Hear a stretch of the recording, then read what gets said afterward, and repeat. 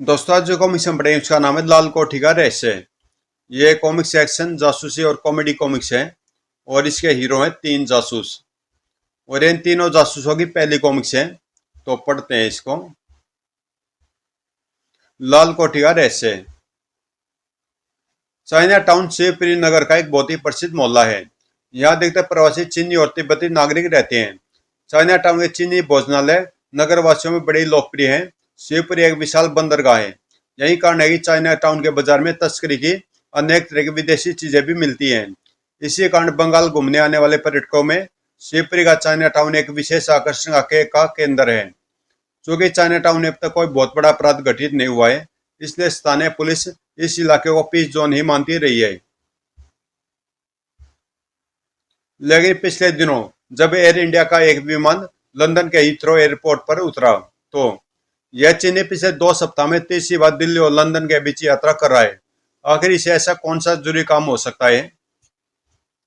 Hello mister वू, लगता है आजकल आपका मूर्तियों का धंधा काफी अच्छा चल रहा है, क्यों? हे, आपने बिल्कुल सही अंदाजा लगाया है अफसर जी। आजकल यूरोप में भारत की बनी इन पीतल की मूर्तियों की बहुत डिमांड हो गई है। मुझे तो इस आदमी पर संदेह हो रहा है। मिस्टर व्यू, एक बात बताइए, क्या क्या आप इन पीतल की मूर्तियों से वाकई इतना कमा लेते हैं कि 15 दिनों के भीतर भीतर 3 बार भारत से इंग्लैंड की यात्रा कर सके? जी जी हाँ, इस धंधे में बहुत कमाई है अफसर जी। अब आपसे क्या छुपाना, हम अपने देश की में बनी इन पीतल की मूर्तियों को यूरोप के बाजार में सैकड़ों गुना मुनाफा लेकर बेचते हैं। आप तो जानते ही हैं कि यूरोप के अमीर लोग कला के बड़े प्रेमी होते हैं। हे। मिस्टर व्यू, जरा एक मूर्ति मुझे भी तो दिखाइए, बड़ी सुंदर बनी है ये। हाँ हाँ, जरूर देखें अफसर जी। जहां तक मुझे मालूम है पीतल की मूर्तियां अंदर से खोखली हुआ करती हैं, लेकिन इसका वजन तो कुछ ज्यादा ही लग रहा है। और फिर कस्टम अधिकारी ने अचानक उस मूर्ति को जोर से दीवार पर दे मारा। दीवार से टकराकर मूर्ति नीचे फर्श पर आ गिरी। फलस्वरूप उस मूर्ति का पिंडा टूटकर अलग हो गया और मूर्ति के अंदर से निकली शुद्ध हेरोइन। तो मिस्टर बू, तुम्हारा असली धंधा यह है, पकड़ लो इसे। कस्टम के मुस्तैद सिपाही ने तुरंत ही मिस्टर व्यू को अपने घेरे में ले लिया। बताओ मिस्टर व्यू, तुम ये हीरोइन कहाँ से लाते हो, बोलो। मिस्टर व्यू, अगर तुमने कानून का साथ दिया तो कानून तुम्हारी सजा काफी कम कर देगा, वरना तुम अपना अंजाम जानते ही हो। मैं कुछ नहीं बता सकता। वे लोग मुझे जिंदा नहीं छोड़ेंगे। मेरी जान उनकी मुट्ठी में है। मिस्टर वू, तुम्हें डरने की कोई जरूरत नहीं है। तुम यहाँ कानून की हिफाजत में हो। हम तुम्हारा बाल भी बाका नहीं होने देंगे। हम तुमसे पूरी जानकारी चाहिए, हमें हमारा साथ दो। डरते डरते मिस्टर वू ने कहा, शिवपुरी चाइना टाउन। तभी न जाने कहां से गोली आई और उसके सीने को चीरती हुई निकल गई। ओह! एयरपोर्ट सुरक्षा कर्मियों ने एयरपोर्ट का चपा चपा छान मारा, पर उन्हें मिस्टर व्यू के हत्यारों का नामो निशान भी न मिल सका। अब तो हमारे पास केवल एक ही रास्ता है। हम इंटरपोल के द्वारा भारत को मिस्टर व्यू से मिली हुई सूचना भिजवा दे।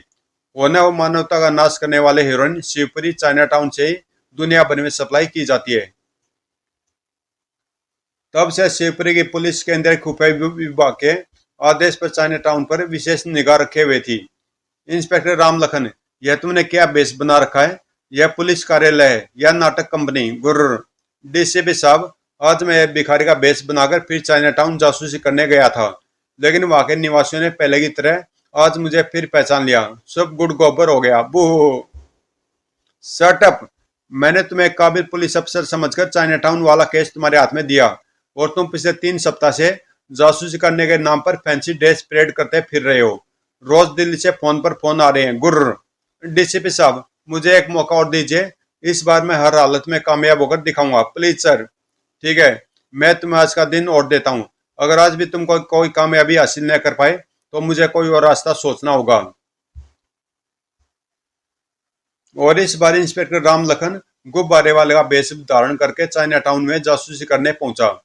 गुब्बारे ले लो, रंग बिरंगे गुब्बारे, जो भी देखे उसका मन आ जाए। बच्चे बूढ़े सबका मन ललचाए। गुब्बारे ले लो। यह कार्टून आज फिर यहाँ पहुंचा। ही। राम लखन अंकल, एक गुब्बारा मुझे दो। इंस्पेक्टर अंकल, एक गुब्बारा मुझे भी दो न। यहाँ के पुलिस वाले कितने अच्छे हैं, हमारे बच्चों का कितना मनोरंजन करते हैं। हे। सत्यानाश हो, यहाँ का बच्चा बच्चा भी मुझे पहचानने लगा है।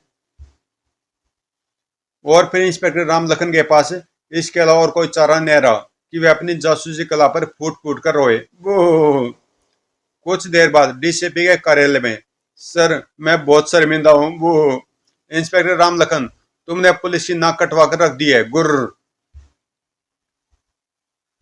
अब तो मेरे पास एक ही चारा रह गया कि मैं इस केस को शक्ति नगर के मशहूर 3 जासूसों के हवाले कर दूं।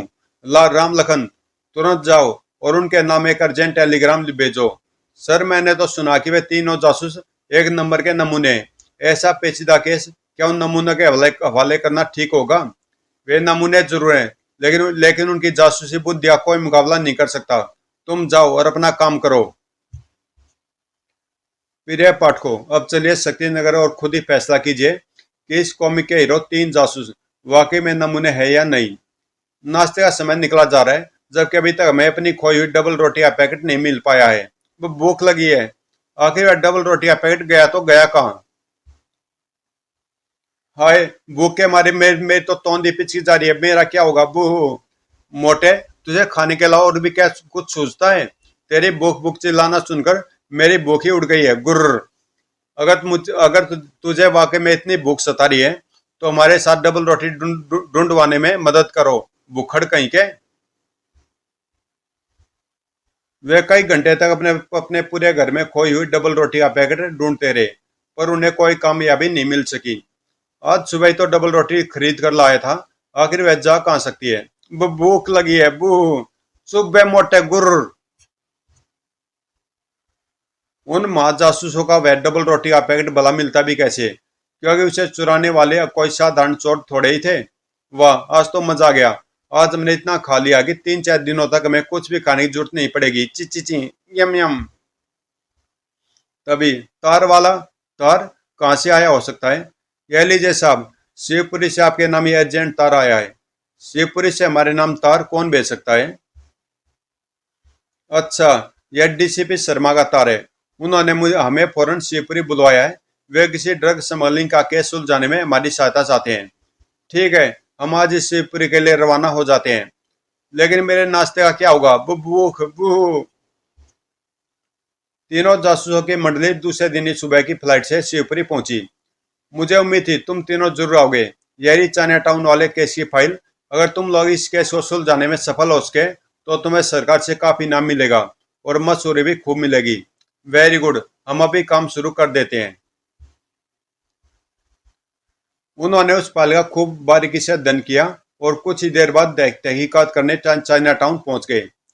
हम शक्ति नगर से प्रकाशित होने वाले मनोज टाइम्स के रिपोर्टर्स हैं। हम यहाँ चाइना टाउन पर एक विशेष लेख लिखने के लिए आए हैं, क्या समझे? यम यम, समझ गया। सबसे पहले हम किसी चीनी रेस्टोरेंट में जाएंगे और वहाँ के स्वादिष्ट व्यंजनों को चखकर उस पर कुछ लिखेंगे, ठीक है? बिल्कुल ठीक। सबसे पहले पेट पूंजा, फिर काम दूजा। क्यों मोटे, अब तो खुश हो ना? ही। और वे एक शानदार चीनी रेस्टोरेंट में पहुंचे। ये लीजिए साहब, मीनू। वेटर, हम लोग अपनी पत्रिका में तुम्हारे रेस्टोरेंट के बारे में लेख छापेंगे। जरा हमारी अच्छी तरह सेवा करना। हे।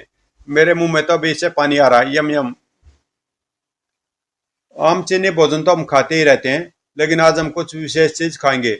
मेरे लिए यह सुसुसुशी लाना। हे। और मेरे लिए यह छिंग छांग छू लाना। वाह, जब नाम इतना बढ़िया तो व्यंजन न जाने कितना मजेदार होगा। यम यम। भाई मेरी तो खुराक थोड़ी कम है। मेरे लिए यह सांकी ही ले आना। हम ये व्यंजन पहली बार चखने जा रहे हैं, इसलिए जरा बढ़िया बनवाना। और फिर कुछ देर बाद, साहब ये लीजिए आपका ऑर्डर सुसुशी। हूँ, महक तो बड़ी आ रही है। आज जीवन में पहली बार इस अनोखे व्यंजन व्यंजन के दर्शन करने जा रहा हूँ। यम यम। और जैसे लंबे जासूस ने प्लेट पर से ढक्कन हटाया। यह सुसुशी हम एक विशेष प्रकार के सांप की मछली के तेल और गिलहरी की चटनी में फ्राई करके बनाते हैं। इसे फटाफट मेरी आंखों के सामने से ले जाओ। साहब, यह रहा आपका ऑर्डर। छिंग छांग छू। यम यम। मुझे तो इतनी भूख लगी है कि मैं इस समय कुछ भी हजम कर सकता हूँ। वाह, क्या बढ़िया खुशबू आ रही है। यम यम। और जब मोटे जासूस ने अपनी प्लेट से ढक्कन उठाया, वेटर ले जाओ उसे, मेरी तो भूख ही गायब हो गई है। यह छिंग छांग छू हम भालू के पैर को गेंडे की चर्बी के साथ पकाकर बनाते हैं। साहब यार आपका ऑर्डर सांकी। अच्छा ये आपको जरूर पसंद आएगा। जाने क्यों मुझे इस प्लेट का ढक्कन खोलने से डर लग रहा है। और नाटे जासूस ने डरते डरते अपनी प्लेट पर से ढक्कन हटाया। और फिर यह सांकी, हम जिंदा ऑक्टोपस के बच्चे पर मिर्चों की सॉस डालकर तैयार करते हैं, बचाओ। वेटर ये रहे बिल के पैसे। और यारी तो रही तुम्हारी टिप। आज का खाना तुम जिंदगी भर नहीं भूलेंगे। शायद एक सप्ताह तक हमें भूख ही न लगे। थैंक यू साहब जी। आपने तो मुझे पूरे 100 रुपये टिप में दिए हैं। कहिए मैं आप लोगों की और कोई सेवा कर सकता हूँ, मुझे बड़ी खुशी होगी। हे। वेटर हम तुम्हें बता ही चुके हैं कि हम मनोज टाइम्स के रिपोर्टर्स हैं। हम तुमसे चाइना टाउन के बारे में कुछ जानकारी लेना चाहते हैं। क्या तुम हमें चाइना टाउन के किसी ऐसे व्यक्ति के बारे में बता सकते हो जो यहाँ का सबसे धनवान, ताकतवर और प्रभावशाली व्यक्ति हो। अगर हम अपनी पत्रिका में ऐसे किसी व्यक्ति का इंटरव्यू छापें तो चाइना टाउन पर हमारा लेख और भी मनोरंजक बन जाएगा। हम चाइना टाउन के रहने वाले यहाँ के नामी और दानी मिस्टर सुपुंची का बहुत आदर करते हैं। आप लोग उनसे मिलिए। वे इस इलाके के सबसे अमीर और पहुंच वाले व्यक्ति हैं। उनका विदेशों में करोड़ों का व्यापार है। मिस्टर सुपुंची काफी दिलचस्प आदमी लगते हैं। वेटर, हम उन तक पहुंचेंगे कैसे। साहब सड़क पर निकल जाइए और यहाँ के किसी भी बच्चे से पूछ लीजिए। वे आपको सीधा मिस्टर सुपंची के बंगले तक छोड़ाएगा। हे। और वे पता पूछते हुए सुपंची के बंगले की ओर चल पड़े। क्या आप लोग चंदा लेने जा रहे हैं। चिंता न करिए, मिस्टर सुपंची बहुत बड़े दानी है। वे किसी को भी निराश नहीं करते हैं। वह देखे, वहां जो सबसे आलीशान बंगला नजर आ रहा है वह मिस्टर सुपंची का ही है। वाह, तो यही है करोड़पति सुपंची का बंगला। यह तो किसी चीनी सम्राट का महल जैसा दिखता है। जाने में अंदर जाकर सुपंची से भेंट करने की इजाजत मिलेगी भी या नहीं। क्यों नहीं, आखिर हम मनोज टाइम्स के रिपोर्टर हैं और फिर ऐसे आदमी को अपने बारे में छपाने का शौक तो होता ही है। हे। देखे साहब, हम अपनी पत्रिका के लिए मिस्टर सुपंची का इंटरव्यू लेने खास तौर पर दिल्ली से आए हैं। क्या आप उनसे आप मिलवा सकते हैं। ऐसा जनाब कि आमतौर पर मिस्टर सुपंची किसी से मिलते जुलते नहीं है। पिछले 20 साल से वे अपने बंगले से कभी बाहर भी नहीं निकले हैं। फिर भी मैं उनसे पूछ कर देखता हूँ। और फिर जब पहरेदार ने अपने वाकी टाकी यंत्र पर सुपंची से संपर्क स्थापित किया। हेलो बॉस, मैं 205 बोल रहा हूँ। दिल्ली से 3 पत्रकार आपसे मिलने आए हैं। क्या आप उनको अपना इंटरव्यू देना पसंद करेंगे। इंटरव्यू और मेरा, क्या मैं देश भर में वाकई इतना मशहूर व्यक्ति हो गया हूँ। खैर उन्हें पहले मेरे बंगले में घुसने का नियम बता दो और फिर मेरे पास लाओ। जो हुक्म बॉस। देखे, हमारे नियम के अनुसार जो कोई भी इस बंगले में आता है वह न कोई हथियार अंदर ले जा सकता है और न ही कोई कैमरा। कहिए क्या इरादा है। हमें तुम्हारी शर्त मंजूर है। इस समय हमारे पास न तो कोई हथियार है और न ही कोई कैमरा। तुम हमारी तलाशी ले सकते हो। और जब वे सुपंची बंगले के भीतर पहुंचे तो वहां की भव्यता देखकर उनकी आंखें फटी की फटी रह गई। क्या बात है। ऐसा लगता है कि हम मनमोहन देसाई के किसी फिल्म के सेट पर आ गए हैं। आइए, इस समय मिस्टर सुपंची छत पर होंगे। आप लोगों को वहीं पर ले चलता हूँ। छत पर। क्या सुपंची महोदय को पतंग उड़ाने का भी शौक है। और फिर वे लिफ्ट से छत पर पहुंचे। हमारे सुपंची महोदय को जीवन में केवल एक ही शौक है, तरह तरह के परिंदे पालने का। वे सारा दिन परिंदों के साथ खेलते रहते हैं। वेरे मिस्टर सुपंची और उनके परिंदे। आइए आइए पत्रकार गण, मेरी इस कुटिया में आप लोगों का स्वागत है। आप लोग तो देख ही रहे हैं कि मैं बूढ़ा हो गया हूँ। रही बेजुबान परिंदों की, तो सारा दिन इनकी देख में कट जाता है। हो सकता है दुनिया वाले मुझे कोई पागल या झक्की बूढ़ा समझते हो। हे। नहीं नहीं मिस्टर सुपंची, चाइना टाउन वाले आपकी बड़ी इज्जत करते हैं। दरअसल हम लोग चाइना टाउन पर कुछ सामग्री एकत्र करके यहाँ आए थे। और जब यहाँ के निवासियों ने आपके बारे में सुना तो आपसे मिलने चले आए। मैं आप लोगों का बहुत आभारी हूँ, लेकिन मैं अपने बारे में आप लोगों को क्या बताऊँ। हांगकांग, सिंगापुर और मनीला में मेरा छोटा मोटा कुछ व्यापार है जिसे मेरे लोग देखते हैं। मैं तो पिछले 20 साल से इस बंगले से कहीं कहीं बाहर गया नहीं। अब तो मुझे यह भी खबर नहीं है कि आसपास की दुनिया में क्या क्या हो रहा है। बस जब मैं अपने इन परिंदों को दूर दूर तक आकाश में उड़ने देखता हूँ तो मेरी आत्मा को अनंत शांति मिल जाती है। बस जब मैं अपने इन परिंदों को दूर दूर तक आकाश में उड़ते देखता हूँ तो मेरी आत्मा को अनंत शांति मिल जाती है। अब तो यह बूढ़ा सुपंछी उस दिन का इंतजार कर रहा है जब मेरा यह शरीर का पिंजरा टूट जाएगा और मेरी पंछी रूपी आत्मा अनंत आकाश में कहीं उड़ जाएगी, दूर, बहुत दूर। सुपंछी महोदय, हम आपके विचार सुनकर अत्यंत प्रभावित हुए हैं, लेकिन हम आपसे एक प्रश्न अवश्य पूछना चाहेंगे कि जब आपको जिंदगी से मोह नहीं और मौत से डर नहीं, तो फिर आपने अपने पे आसपास आसपास इतने पहरेदार क्यों खड़े कर रखे हैं? यह प्रश्न सुनते ही अचानक सुपंछी के तेवर बदल गए। वह प्रश्न का उत्तर सोच ही रहा था कि तभी उसके वाकी टाकी का बजर बज उठा। To to. हेलो बॉस, मैं 402 बोल रहा हूँ। मैंने मालूम कर लिया कि जो 3 लोग पत्रकार बनकर आपके पास आए हैं, असल में वे जासूस हैं। ओवर। कि क्या? हा हा हा। अब मैं तुम्हें बताता हूँ कि मैंने इतने सारे पहरेदार यहाँ क्यों रख रखे हैं।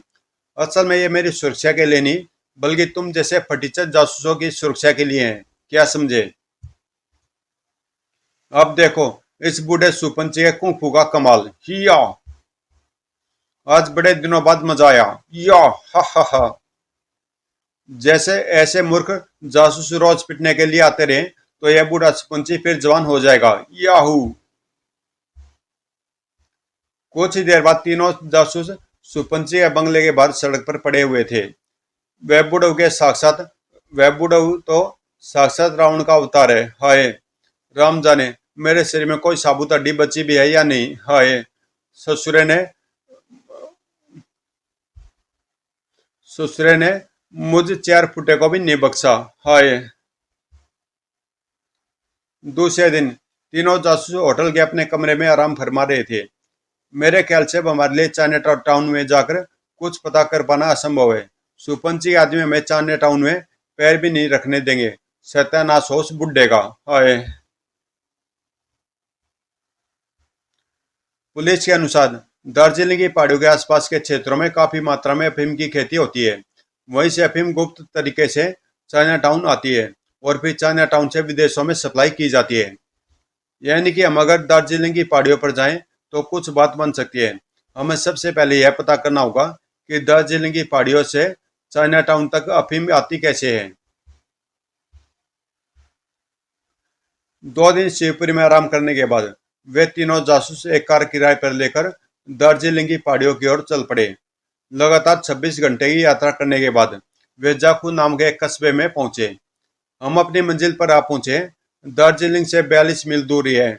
जाखू कस्बा अफीम की खेती करने वालों का केंद्र है। कुछ देर बाद वे पूछते पाछते एक आलीशान होटल के सामने पहुंचे। कमाल है, इतने छोटे से कस्बे में यात्रियों के रुकने के लिए यही एक होटल है, और वह भी इतना आलीशान। ओए नाटे, इस सुंदर सुंदर कस्बे में हम जैसे फटीचर लोग नहीं बल्कि बड़े बड़े आसामी अपने खास धंधे के लिए आकर रुकते हैं। कुछ देर बाद उसी होटल के एक आरामदायक कमरे में मर गए। इस होटल में एक दिन रुकने का किराया 500 रुपये और खाने पीने का बिल मिलाकर बैठेगा 800 रुपये। अब हमें यहाँ एक सप्ताह रुकना पड़ जाए तो हमारे कपड़े भी बिक जाएंगे। और फिर अखबारों की हेडलाइन होगी, 3 जासूस सड़क पर बिना वस्त्रों के घूमते हुए पकड़े गए। हा हा हा। दूसरे दिन तीनों जासूसों ने उस पूरे इलाके का कार से दौरा किया। कहते इस इलाके की जलवायु पर पूरे विश्व में अफीम की खेती के लिए सबसे उपयुक्त है।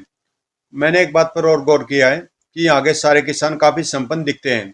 आओ हम चल गए यहाँ की पुलिस से भी कुछ जानकारी हासिल कर लें। और फिर वे वहाँ के स्थानीय पुलिस स्टेशन में पहुंचे। वहाँ उनकी मुलाकात इंस्पेक्टर शमशेर काया से हुई।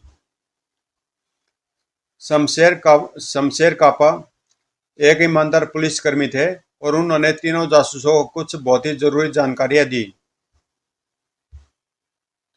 मुझे यह जानकर दिली खुशी हुई है कि आप तीनों ने मौत के सौदागरों की जड़ें खोद देने का निश्चय किया है। मैंने भी इसी इरादे से अपना तबादला इस इलाके में करवाया था, लेकिन मुझे अब तक कामयाबी नहीं मिल पाई है। और खैर पिछले 6 महीने की कोशिशों से मैंने अब तक जो भी कुछ भी जानकारियां इकट्ठी की है वह आप लोगों को बताता हूँ।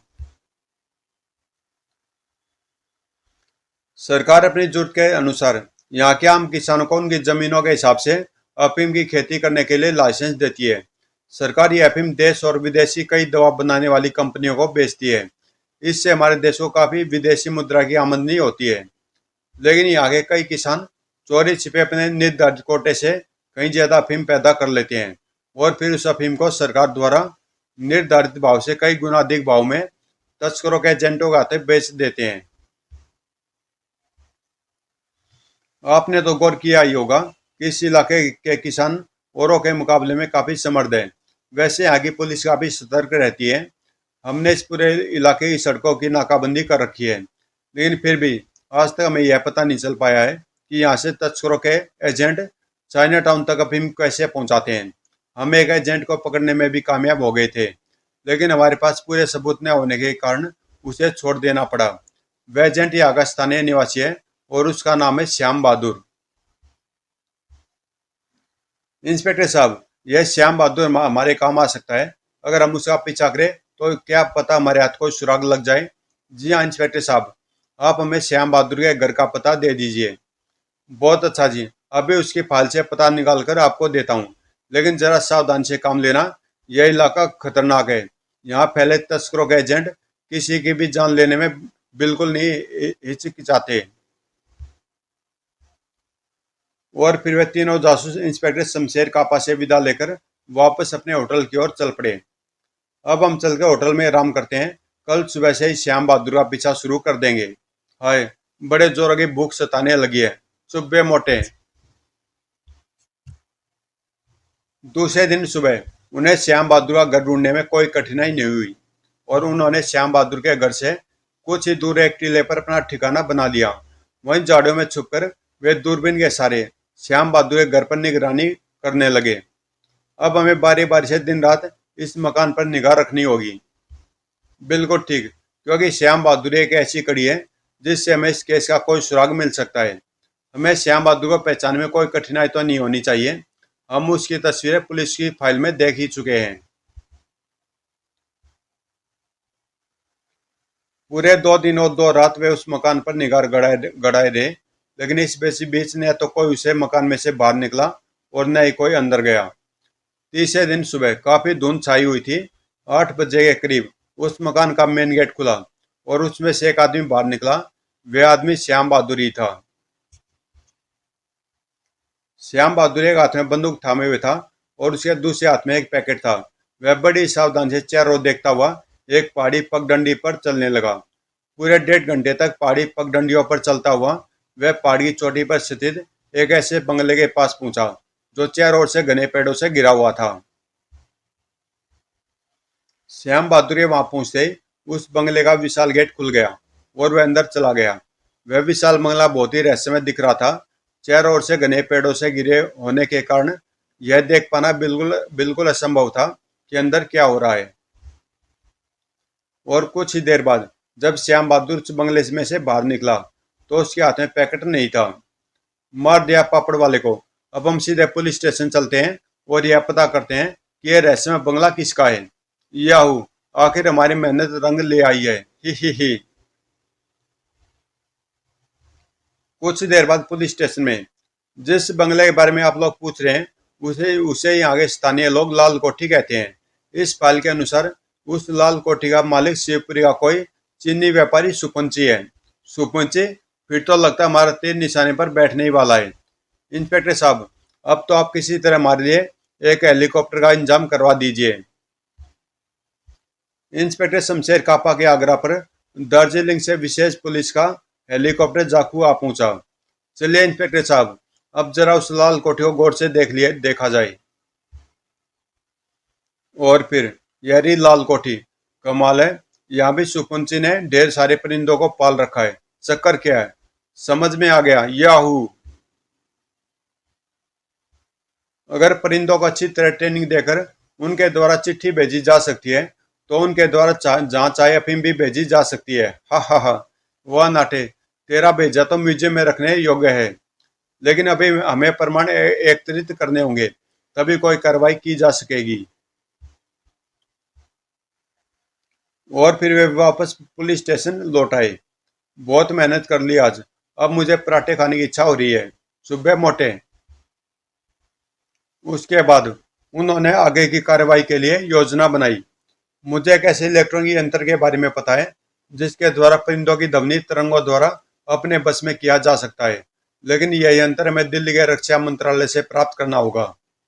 आप लोग चिंता न करें, मैं अभी दिल्ली संपर्क स्थापित करता हूँ। आशा करता हूँ कि कल तक वह यंत्र हमारे पास पहुंच जाएगा। आशा के अनुरूप दूसरे दिन ही रक्षा विभाग ने वह अनोखा इलेक्ट्रॉनिक यंत्र आ गया। Thank you very much captain. इसकी कोई जरूरत नहीं इंस्पेक्टर। संयोग से आज ही वायुसेना का एक विमान दिल्ली से सिलीगुड़ी आ रहा था।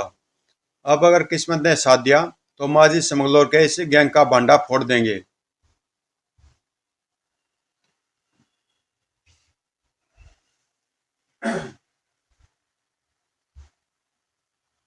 अब हमारी योजना यह है कि हम लाल कोठी के करीब ही किसी सुरक्षित स्थान में तत्काल अपना अड्डा जमा ले, और जैसे ही लाल कोठी से परिंदों का कोई झुंड शिवपुरी की ओर प्रस्थान करे, हम इस इलेक्ट्रॉनिक यंत्र द्वारा उन परिंदों को अपने पास बुलाकर उनकी उनकी तलाशी लें। जैसा कि हमें शक है, अगर हमें उन परिंदों के पास से अफीम मिली तो हम अपने यंत्र द्वारा उन उन परिंदों को फिर से उनके गंतव्य स्थान की ओर उड़ने की पुनः अनुमति दे देंगे, और हम सब अपने अपने हेलीकॉप्टर से उन परिंदों का पीछा करेंगे। इससे हमें इस बात का भी पक्का प्रमाण मिल जाएगा कि उस अफीम को पाने वाले व्यक्ति कौन है। तीनों जासूसों की इस योजना को इंस्पेक्टर थापा ने तुरंत मंजूरी दे दी, और उसने कार्रवाई के लिए अपनी पुलिस फोर्स को भी अलर्ट कर दिया। यह जगह बिल्कुल ठीक है। यहाँ से हम लाल कोठी पर पूरी तरह नजर रख सकते हैं। अगर कोई परिंदों का झुंड शिवपुरी की ओर उड़ा तो वह इसी रास्ते से ही होकर जाएगा। ओके, अब हमारा ऑपरेशन शुरू होता है। वे बड़ी बेसब्री से अपनी दूरबीन द्वारा लाल कोठी पर नजर टिकाए हुए थे। लगभग 2.5 घंटे बाद लाल कोठी आते से एक विशाल परिंदों की टोली उड़ी और उन्हीं की ओर बढ़ने लगी। इलेक्ट्रॉनिक यंत्र पर तैनात लंबे जासूस ने तुरंत उस यंत्र द्वारा उन परिंदों को ध्वनि संकेत प्रसारित करने शुरू कर दिए। उन परिंदों पर ध्वनि संकेतों का तुरंत प्रभाव हुआ, अतः वे संकेतों के आधार पर अपने गंतव्य स्थान की ओर जाने की बजाय उस इलेक्ट्रॉनिक यंत्र की ओर खींचे आने लगे। और फिर यह देखो, हमारा शक बिल्कुल ठीक निकला। इन सभी परिंदों के गले में एक एक पैकेट बंधा हुआ है, और यह देखो, इस पैकेट में है शुद्ध अफीम। क्यों इंस्पेक्टर कापा, अब तो आपको प्रमाण मिल गया ने? और इंस्पेक्टर कापा ने वायरलेस पर तुरंत अपने सिपाहियों को आदेश दिया। सिपाहियों, लाल कोठी पर हमला बोल दो, वहां से कोई भी अपराधी बचकर भागने न पाए। Good luck. जासूस दोस्तों, पुलिस का हेलीकॉप्टर तैयार है। अब आप इन परिंदों को फिर से उड़ने का संकेत दे सकते हैं। ठीक है, हम काफी दूर रहकर इनका पीछा करेंगे ताकि हेलीकॉप्टर की आवाज से ये परिंदे डर न जाए। कुछ ही देर बाद वह परिंदों की टोली शिवपुरी की ओर उड़ी चली जा रही थी, और 3 जासूस योजना अनुसार हेलीकॉप्टर से उनका पीछा कर रहे थे। अब तो उस बुढ़े सुपंची को की शामत आई ही समझो। ही कम वक्त ने उस दिन हमारा कचूमर ही बनाकर रख दिया था। मैंने भी उससे बदला लेने की एक शानदार तरकीब सोच रखी है। अब आएगा मजा। तीनों जासूसों का अनुमान बिल्कुल सही था। परिंदों का वह झुंड अफीम लेकर सीधा शिवपुरी के चाइना टाउन में सुपंची की छत पर उतरा। आओ आओ मेरे प्यारे दुलारो दोस्तों, ले आए ना मेरे लिए लाखों का सामान। तुम लोग यात्रा से बहुत थके होगे। अभी मैं तुम लोगों को खाने के लिए खूब सारे दाने देता हूँ। ही। अब मेरे आदमी से अफीम से मेरे विशेष तहखाने में हेरोइन बनाएंगे, और फिर मेरे एजेंट वह हेरोइन दुनिया के बाजारों में करोड़ों में बेचेंगे। ऊपर वाले ने मुझे कितना अक्लमंद बनाया है। हा। मेरा जो भी कोई आदमी मेरे इस रहस्य को जो उगलने की कोशिश करेगा, उसका वही अंजाम होगा जो वो के बच्चे का लंदन एयरपोर्ट पर हुआ था। मेरी पहुंच बहुत दूर तक है। हे। लेकिन सुपंची को सपने में भी यह गुमान नहीं था कि जो हेलीकॉप्टर इस समय चाइना टाउन पर चक्कर लगा रहा था वह पुलिस का था। इंस्पेक्टर कापा, यह मौका बहुत ही अच्छा है। हमें सुपंची को रंगे हाथों पकड़ने के लिए हेलीकॉप्टर को उसी छत पर उतारना चाहिए। ठीक है, यही करते हैं। हेलीकॉप्टर नीचे उतारने से पहले इंस्पेक्टर कापा ने नीचे तैयार खड़ी पुलिस फोर्स को रेडियो संदेश भेजा। हेलो डीसीपी शर्मा, हम लोग अपना हेलीकॉप्टर सुपंची के मकानी छत पर उतार रहे हैं। आप पूरी पुलिस फोर्स के साथ नीचे से हमला बोल दीजिए, ओवर। और फिर, अरे मेरी छत पर यह हेलीकॉप्टर कैसे उतर रहा है? सुपन से कल, यह देखो, हम लोग फिर आ गए, याहू। तुम लोगों की है मजाल जो बगैर मेरी इजाजत के मेरे घर में घुसाए। मैं तुम सबको गोली से उड़ा दूंगा, गुर्र। मिस्टर सुपंची, अब तुम पुलिस की हिरासत में हो। हमें तुम्हारे सारे गोरख धंधे का पता चल चुका है। खबरदार, जो कोई चालाकी दिखाने की कोशिश की तो। इंस्पेक्टर साहब, जरा इस बूढ़ों से सावधान रहना। यह इस उम्र में भी बड़ों बड़ों को कुंग फू में मात मात कर देता है। उधर डीसीपी शर्मा और उसके सिपाहियों ने सुपंची के पूरे मकान को अपने कब्जे में कर लिया और उसके सारे आदमी हिरासत में ले लिए। मकान के नीचे बने तहखाने से काफी मात्रा में अफीम और हीरोइन बरामद की गई। तुम तीनों जोकरों ने मेरे सारे धंधे को चौपट कर दिया। मैं जेल से बाहर आकर तुम तीनों को नहीं छोड़ूंगा। मैं तुम तीनों का खून पी जाऊंगा, गुर्र। इतने क्यों उतावले हो रहे हो चाचा जी? याद है ना पिछली बार आपने अपने इन भतीजों की कैसी पिटाई की थी? अभी तो हमें आपसे वह हिसाब भी चुकता करना है, हे। तब नाटा जासूस बिजली की सी तेजी से सुपंची के ऊपर उछला और उसके कपड़ों में ढेर सारा खुजली का पाउडर डाल दिया। यह क्या है? उसके बाद तो बूढ़े सुपंची ने ऐसा भंगड़ा किया कि वहां मौजूद सभी लोगों के होठों पर 1.5 इंची मुस्कान बिखर गई। यही यो। दूसरे दिन सुबह डीसीपी शर्मा के कार्यालय में, यह देखिए, आज नगर के सारे अखबारों के मुख्य पृष्ठ पर तुम तीन जासूसों के कारनामे भरे हुए हैं। सरकार ने घोषणा की है कि आप तीनों को 1-1 लाख रुपए का नगद इनाम देगी। मजे आ गए। अब तो मैं जी भर का आइसक्रीम खाऊंगा, यम यम। जरूर खाना मोटे, अब हम तुम्हें नहीं रोकेंगे, हा हा हा। समाप्त। तो दोस्तों, काफी थक गया था इस कॉमिक्स को पढ़ते पढ़ते, काफी अक्षर थे इसमें। और ये इन तीनों जासूसों की पहली कॉमिक्स थी। और आगे भी इनकी 7-8 कॉमिक्स और हैं, तो उनको भी मैं आगे डालता रहूंगा। तो मिलते हैं किसी अगली कॉमिक्स में। ये गर्मी के कारण आजकल थकान हो जाती है, गर्मी बहुत ज़्यादा हो रखी है यहाँ पे।